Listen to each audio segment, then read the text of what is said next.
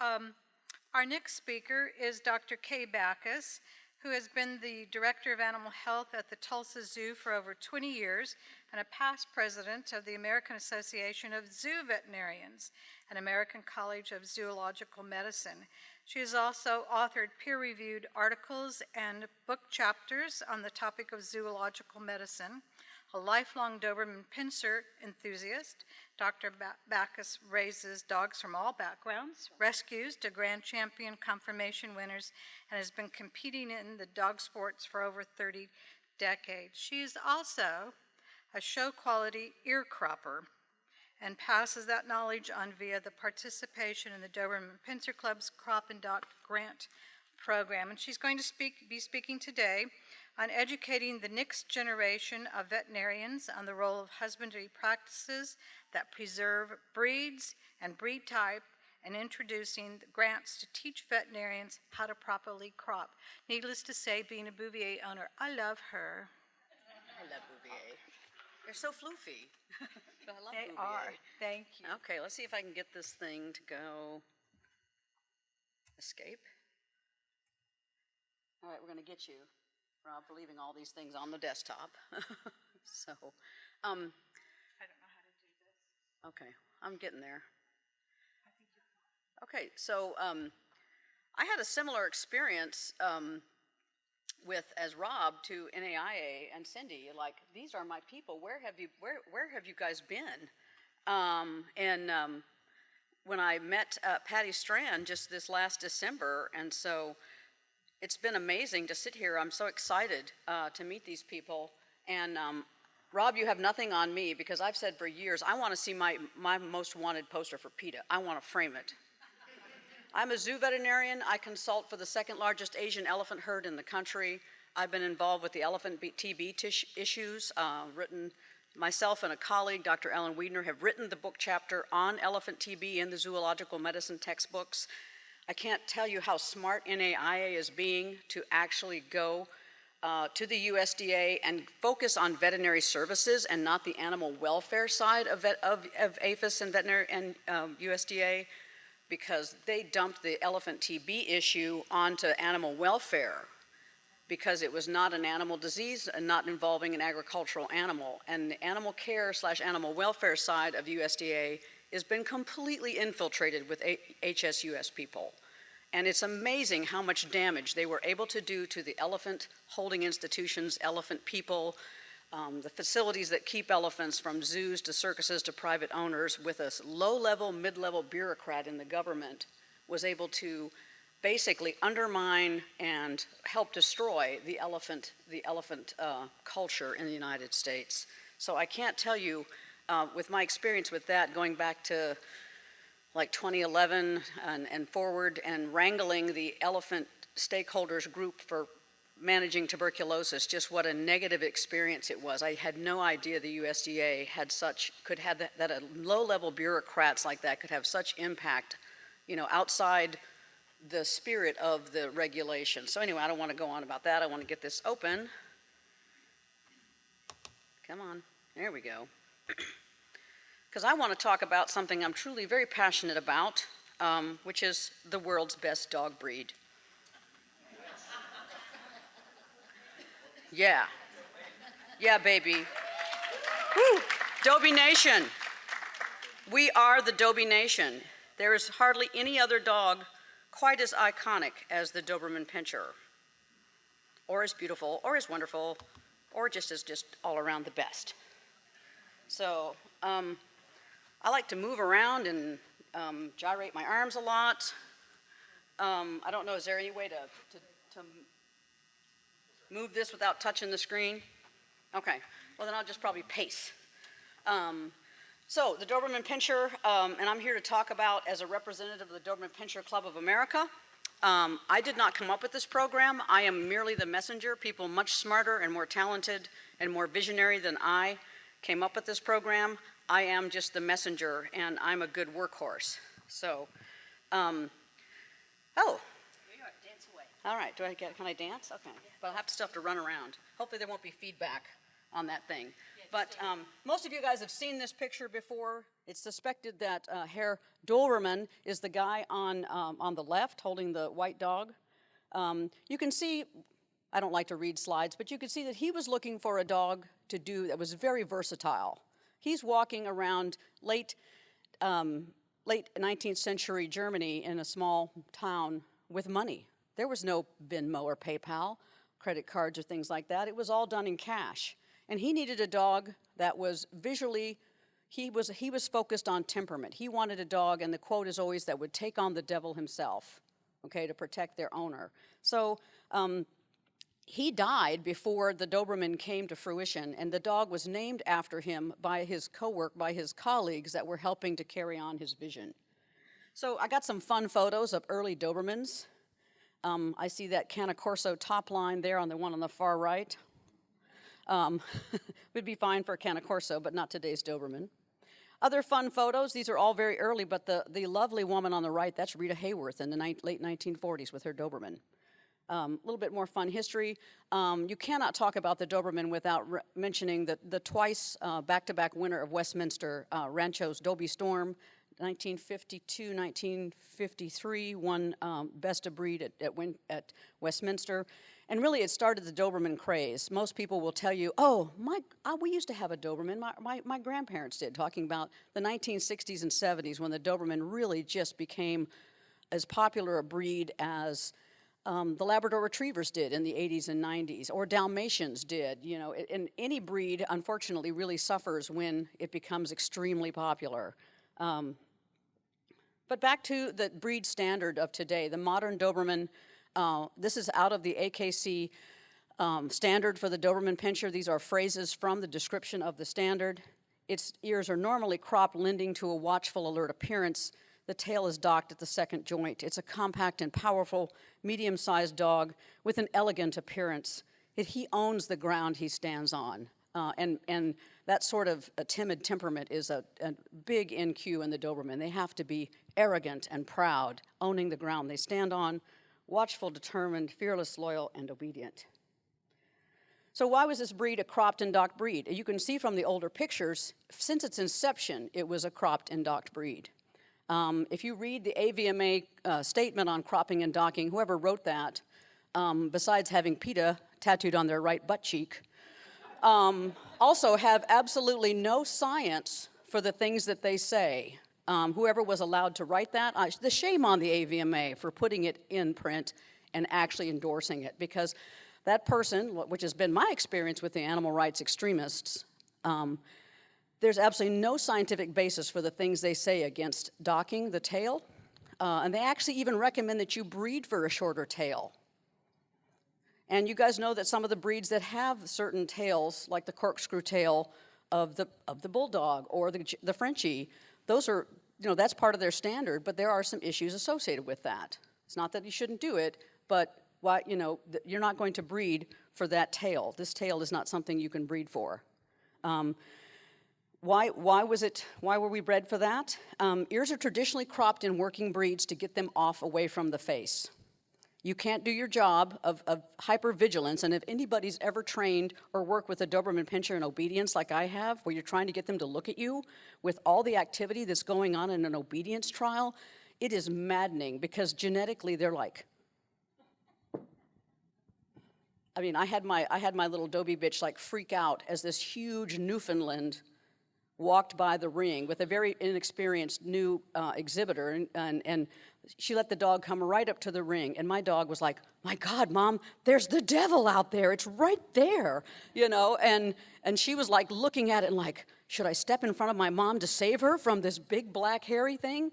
Because she'd never seen a Newfoundland before, so that's me bad as far as a trainer to, I need to go find more big, huge, light-sucking black fuzzy dogs to, that can suck all the light out of the room to expose my Doberman to, so that during a trial she doesn't go.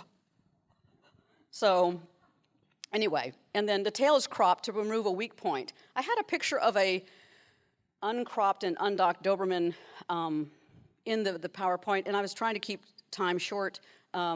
But if you take this picture of this Doberman and then extend that tail into this thin whipcord thing that actually curls back and flops, if I were the bad guy, I would just grab it and break it, and that's why they dock them. Okay? I've also was a clinical veterinarian and did emergency practice for several years in private practice. I mean, I've been a zoo veterinarian for 30-some years, but I did do some private practice, almost all emergency. And I can tell you, we had come in with dogs with broken tails. I've seen them with their dew claws pulled off, and I got to tell you, when they walk through the door, you're thinking, ka-ching, because there's no way that owner's not going to pay for that. There's all sorts of things that they will not pay for.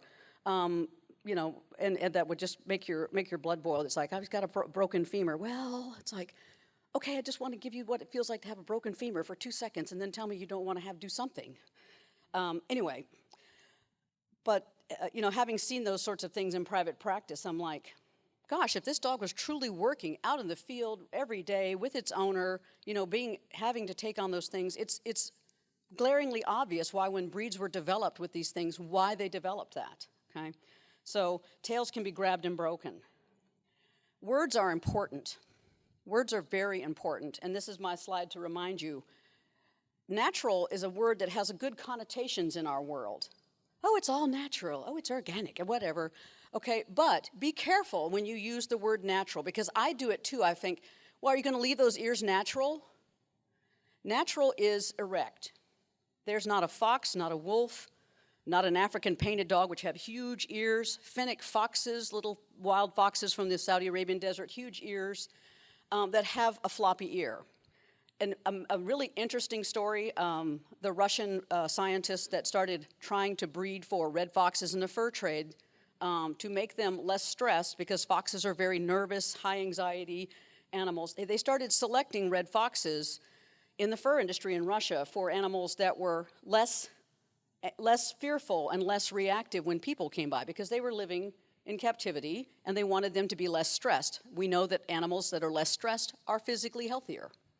And within just a few generations, you can look this up, this research still goes on in their institute, but in just a few generations, and I don't even know how many, but it was within just a few years, he had foxes that had a flopped ear.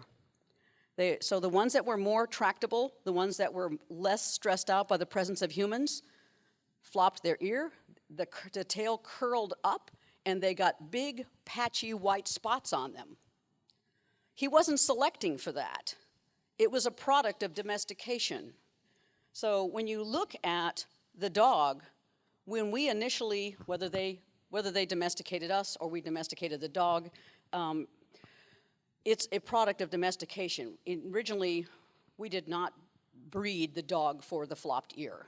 Now, the flopped ear has had times where now we have bred for it. When you look at a bloodhound or a basset hound, that ear is it has a purpose. It's a purposeful trait that for the dog's original working purpose for smelling the ground and scenting, that helps stir up the scent molecules at the ground, okay? So when you get to a dog like the Cocker Spaniel, I don't know if you can see that little arrow, that's an extreme level of what the ear has bred for. It's now part of the appearance, but those dogs have terrible issues with chronic ear infections. So when you look at this dog, so I refuse to use the word natural. I call it floppy.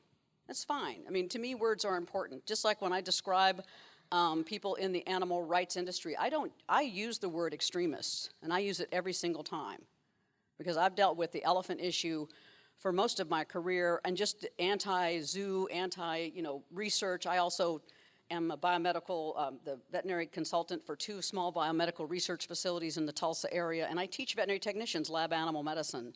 So I can go on everything you guys have talked about. It's like, oh yeah, that's great, I want to bring that to my class. I want to, talk to people about that.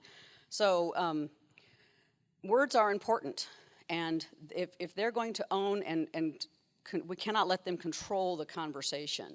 So I do tell all of my prospective patients, we spend a lot of time with an individual person looking at having their dog ear cropped.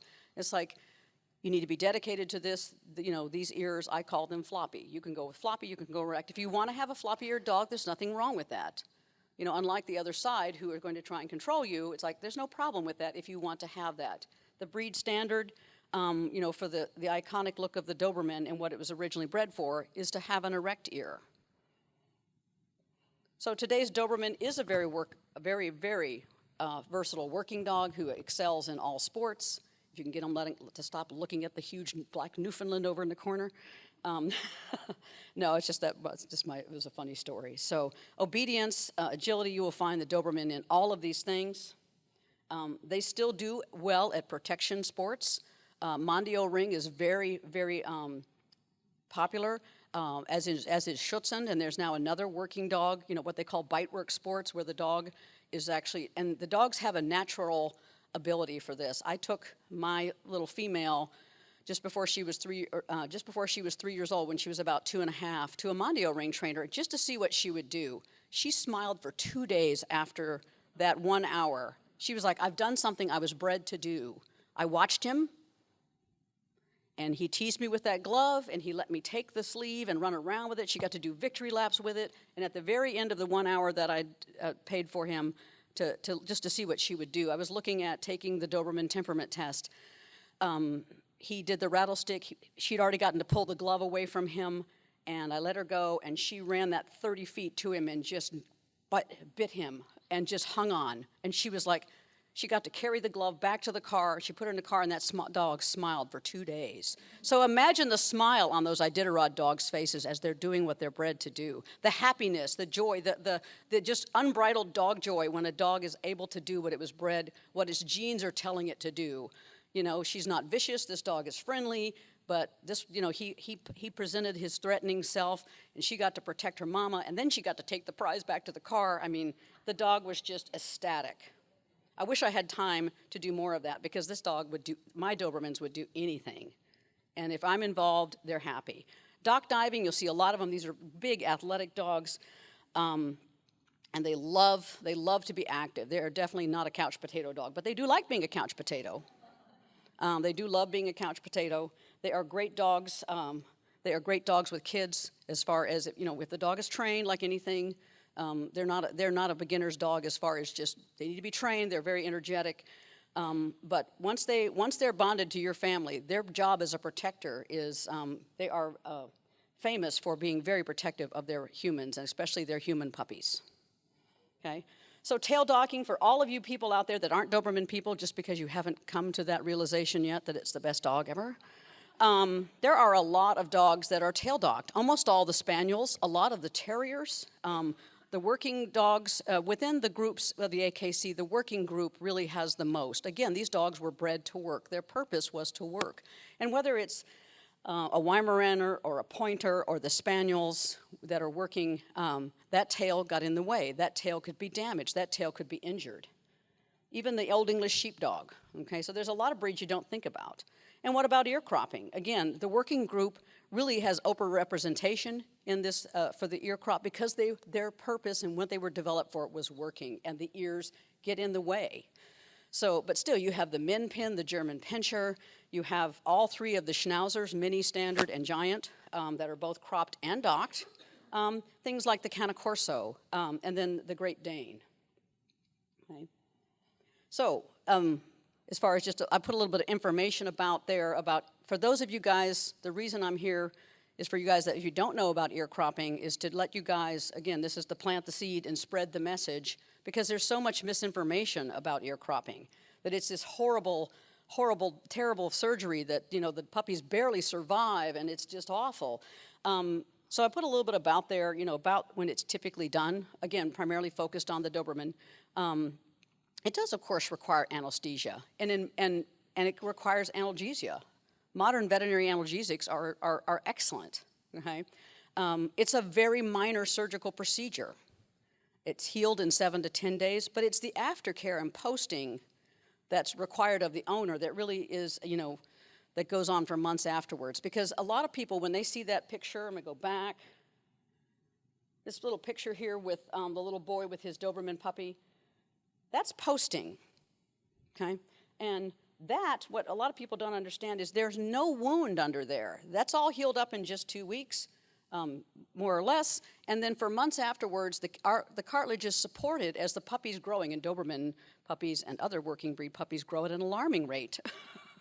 And that cartilage will just not harden off to where the ear will stand erect until the puppy's at least 8 months old, and the longer the crop, the longer you're gonna do that. So this is the day of surgery. This puppy just had an ear crop. He's cleaned up, washed, dried, and I put him, it's just personal preference, I put him in the cup. This does not look like a butcher job, okay? This is carefully done. We give analgesics in good pain care. We do that at the time of anesthesia. If anybody knows about pain management in humans or any animal, you give them at the time of surgery if you're going to do something that has any sort of discomfort. So they wake up, they do not wake up crying, they're waking up, they're a little sedated, they're figuring out why is there something glued to my head, there's a little head shaking, and within 45 minutes our puppies are typically eating, ready to eat, and are trotting around. Okay? This is what they look like 7 days later. This one's now ready to have his sutures out. It's a little bit shorter crop as far as just, it's a pet length crop. But you can see that there's not inflammation and swelling there. What the folks will show you is like, oh, look at these horrible swollen infected ears. Well, if it's done poorly or done in a non-clean way, they can be, or not taken care of well, they can be infected. That is not the norm. If it's done well, I have seen that once in the cropping I've been doing for several years now, and of course the owner listened to nothing that we said and let another dog in the household lick them. And which was, we tell them, you can bring a horse to water, but you can't make them drink, right? But it is a real commitment. If you actually do an ear crop and want to go through the follow-through on your dog, it's your choice. But we tell, and I spend a lot of time with education on these people, telling them about aftercare, telling them about posting, giving them resources to learn about posting. And we actually even do posting at the clinic where I do my ear crops, which is a side gig for me, okay?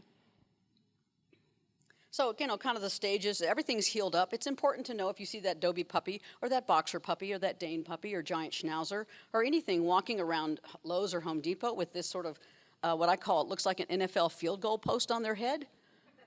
And then people know what I'm talking about. The minute I say that, they're like, oh yeah, we know what you're talking about. We tell them there's no wounds under there. We're just providing cartilage support, okay? So to the final product there on the far right, the Doberman that has the erect ears, the alert, watchful, elegant appearance, and keeps his ears up out of his way. And since, because Doberman ears can be little tiny things or they can be down to their nose. Okay, so this, again, I did not come up with this idea. The Doberman Pinscher Club of America's Education Committee has started a crop grant program to teach this procedure. It's not taught in veterinary schools. Even though I've been a veterinarian for 31 years, it was not taught in veterinary schools even back then. But back in the 60s, 70s, and 80s, almost every veterinarian cropped. Now it's very few. And so the preservation breeders are desperate to find a veterinarian that can do a good job, that can do a show quality crop, and does a good job, that the animals are well cared for. And so we're trying to make more of those veterinarians, okay? So our purpose is to educate and expose veterinary students in their 3rd or 4th clinical year or full graduate veterinarians in the breed standard ear cropping. Not necessarily just the Doberman Pinscher, but of course the Doberman Pinscher Club of America wants the Doberman Pinscher to be emphasized. Okay, so you can read that, we can talk about it more, trying to keep things moving along. We put this together by getting together with some of the best cropping vets, all of the breeders, you guys have your cropping vets, and a couple people really deserve a shout out here. One of them is Dr. Ann Platt, who has almost all of the show quality Doberman croppers out there today have been taught by her. So she's done a huge job in keeping this surgical skill alive. And then one of her early students, Dr. Ann Midgarden out of Ohio, have done a really good job of trying to pass this skill on. We put together a veterinary advisory task force, which is I'm a member of, to help wrangle these things. We have applications, and we're pairing vets or veterinary students with a veterinarian that does show quality cropping so that they can learn and pass this skill down. And I just have lots of pictures, pretty pictures of Dobermans, which you all want to see anyway. Teach the art and science of ear cropping to the AKC breed standard. And then also, we're promoting the highest, veterinary medical standards. We have suggestions to the mentors about, what the trainee should see, what they should be part of, which is every aspect of the procedure, from client education to aftercare to posting, but learning just how to do the surgical procedure itself. Those of us who are mentoring are completely volunteers. We're not being paid for this. in any way. We're just trying to pass this on, okay? So, but the grant offers the trainee or the mentee or whatever you want to call them $1,000. So, again, we're trying to defer the cost of them maybe taking a day off from their regular work, maybe having to travel, maybe, maybe they have enough money that they can buy some of the, the surgical equipment required to do this. Okay, so one of the things we like to be able to tell prospective mentors is that in the application process, we are asking veterinarians or veterinary students for a letter of reference. If they are a graduate veterinarian, we're making sure that they have graduated from veterinary school, do have an active license with no disciplinary action against their license, so they haven't been, sued for malpractice, or, that they're a legit veterinarian that, as far as our medical licensing boards in each state can tell, is practicing at a legal level. And then we're doing a basic background check. One of our new DPCA members is a former law enforcement person, and they're doing a background check on them.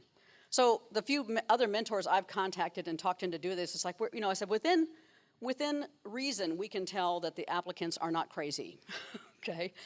So, yeah, we didn't ask for a psych evaluation, but from what we can tell, they're not crazy. And I said, I've worked in the zoo world for 30 years. We've run into a lot of crazy people.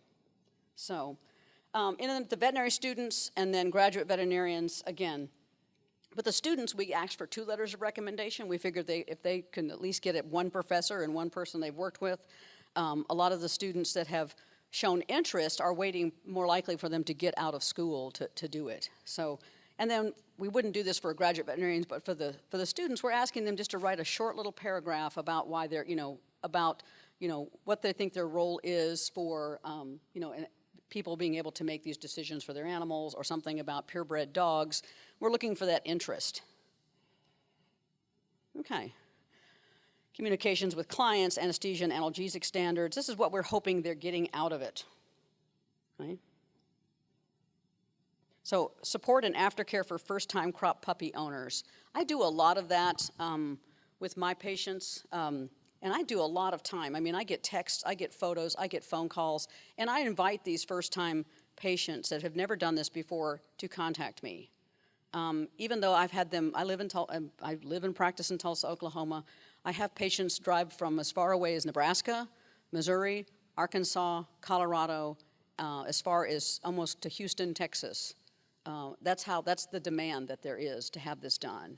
And I'm so happy if I can refer them to somebody closer.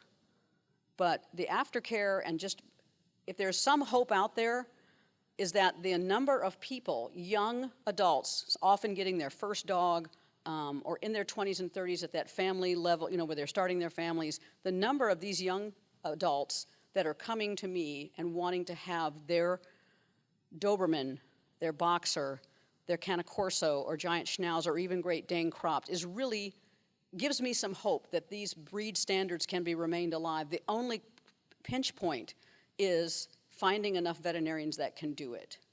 I've had patients break down on the phone in tears because they've contacted me to have their Doberman pinscher puppy or what a puppy cropped, and the puppy's now 15, 16 weeks old.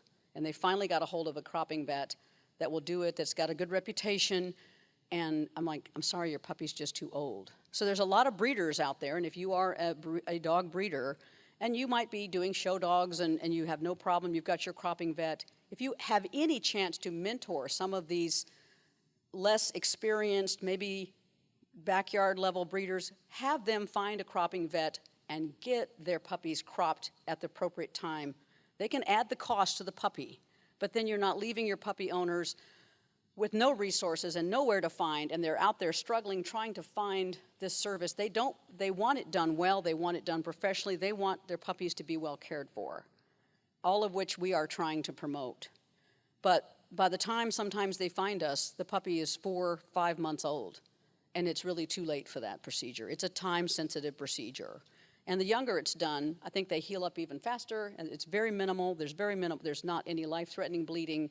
It's a minor surgical procedure, and we need to remember that, and we need to repeat that. It is not major surgery. We spay our dogs every day. We don't think a thing about a radical ovariohysterectomy in a dog, which is major surgery. And then we scream that an ear crop is a terrible thing, And it's a very minor surgical procedure that no abdominal cavities are entered, and bleeding is not life-threatening, okay? So I could go on. What we hope this program will do is demystify this procedure for veterinarians and veterinary students, because again, it's not taught. There's all this bad information out there on the internet. We want them to, if they've seen the procedure, if they've been tutored through the procedure and been able to observe and ask questions, just to demystify it, give them the chance, the confidence to try it on their own. What the DPCA crop grant is not doing is actually guaranteeing proficiency. They're going to have to take that upon themselves and work at it, just like all of us did that were taught or mentored by somebody else. We took that knowledge and we worked and worked and worked at it. I can tell you that I've only been cropping for about 3 years now, and I still think my style is evolving. What I really take pride on is I'm doing absolutely the best job I can, and I take pride on intensive, detailed patient care. I've got a pulse ox, I've got them on a pad, I've got them blanketed, we're giving sub-Q fluids, we've got a heating pad over the blanket. We would never lay a sleeping puppy on a heating pad, and I'm paying an assistant to be there and just monitor anesthesia. So, and what I'm trying to tell people is, like, if you're really focused on pain control, good anesthesia, and good surgical skills, and making sure that that puppy is as good as he can be and is well cared for and just focused on for that hour that he's under anesthesia, and then giving these people the resources of how to take care of it, this is something that we can do. So what we want to do, and what is just, we're going to give them the basic information on how to do this. And then they're going to have to go out and work on it on their own. But one of the things that's happened, and I thought would be, what we hoped would be a happy coincidence of this, is a network of veterinarians that are actively doing cropping, involved in the purebred dog world, and that's already happening. The 2 people I have mentored still keep in touch with me. One of them sent me a picture of a Doberman he did the other day. He's doing a great job. He's out there actively cropping. I just spoke with another trainee that's finishing up her mentorship time, and it's turned out that her mentor vet is just down the road, maybe an hour or so, and is willing to continue to be a resource for her for questions or problems and that sort of thing. I've, now feel more free now that I know these people better. I'm getting a hold of, like Dr. Midgard, and going, I've got a crop that just has a pair of pockets I cannot seem to get to go away. So I think a happy side effect, a happy intended, not really unintended consequence of that is to kind of build that network of veterinarians that are doing this procedure, to how we can do better, how we can continue to train people to do this, and how we can, be able to be a better resource for our preservation breeders and our patients that want this. It will take time, and it will take continued effort and continued by the DPCA and the Public Education Committee before more of these veterinarians are available. But we're working really hard on it. We've already had 5 or 6 veterinarians go through the program. Maybe we're up to 7. There are 3 or 4 of them that are actively cropping after their training. There are a couple of them that are in a situation with a clinic that they work at that does not allow that, but are going to have to find a place to go and do that.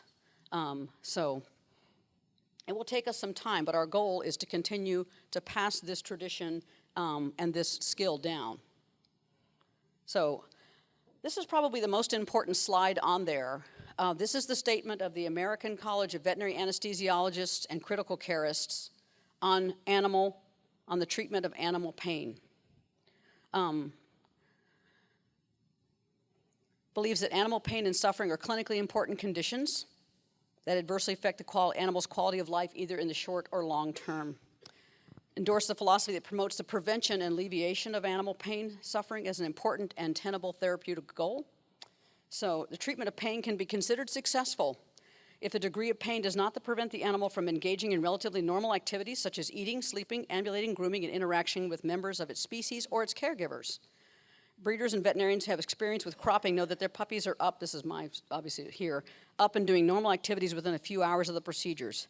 Breeders should demand safe, modern analgesia for their puppies during veterinary procedures for this.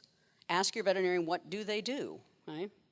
So on that, I'm gonna go right back to this, I promise, but I have this fun little thing We read the statement about the American College of Veterinary Anesthesiologists and critical carists, and then we show you this video. These puppies were cropped that day.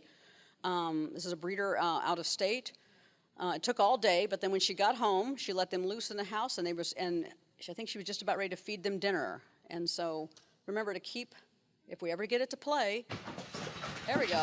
These puppies just had surgery that day, the same day. Okay? Yeah. By this point, I'm actually like in bed with an ibuprofen and a glass of wine, because this took like 12 hours. So, okay. So I mean, are those animals manifesting normal behaviors, interacting with their conspecifics and their caregivers, and ambulating normally and doing normal puppy things? They are. This animals. It's evening. They got home, but they had surgery this same day. Okay. I'll figure it out. Okay.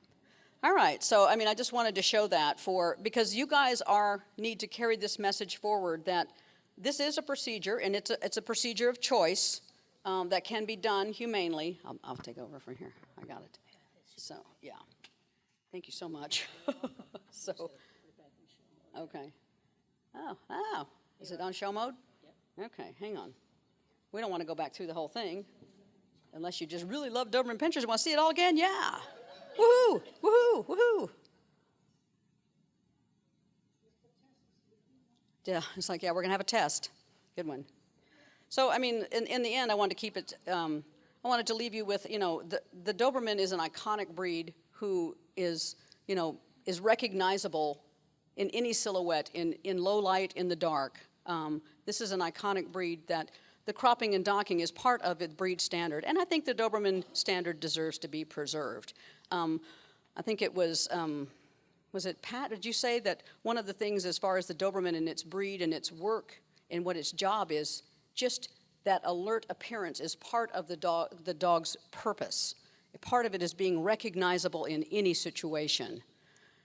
If you look in the window and are going to break into my house, are you going to break in there because you see 2 black and tan coonhounds?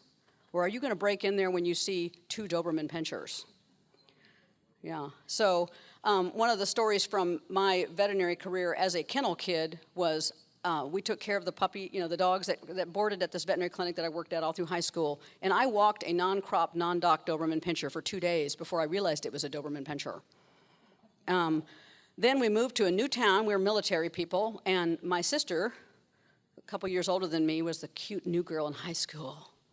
And she immediately had a stalker. This young man showed up at our back door with a gun.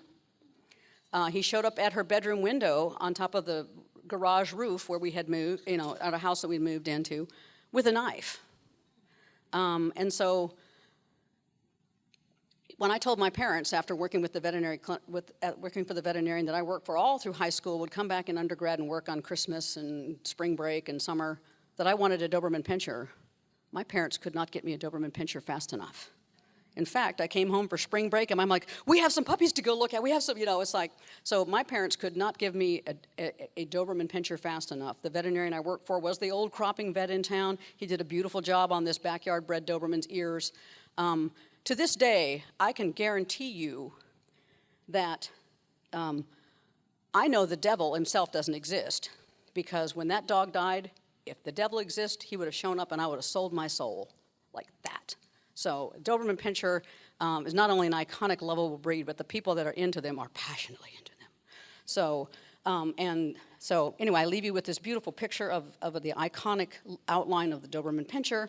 And just remember that we're part of the conversation, and that ear cropping is a minor surgical procedure. Done well with modern veterinary standards and analgesia, it is no big deal. Those puppies just had surgery that are running around that person's house. We need to be advocates for the standard and our right to maintain it. And we need to ensure that the knowledge of the procedure and how to do it at a very high veterinary standard maintains. And be confident and honest, completely honest in what we say about the procedure.